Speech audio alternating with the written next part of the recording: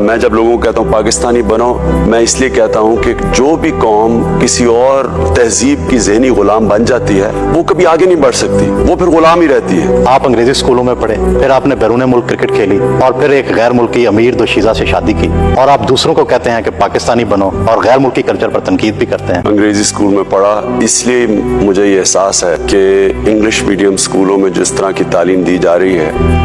ہم مغربی کلچر کا ہمیں غلام بنا دیتی ہے، اور اس لیے میں اس کی تنقید کرتا ہوں۔ دیکھیں، انسان دنیا میں اس لیے نہیں آتا کہ وہ ایک ہیرو بن جائے یا وہ ایک پاپولر ہو جائے۔ انسان کسی مقصد کے لیے زندگی میں دنیا میں آتا ہے، اور اس کی کوشش یہ ہونی چاہیے کہ میں اس دنیا سے جانے سے پہلے اپنے مقصد اچیو کر کے جاؤں، بجائے اس کے کہ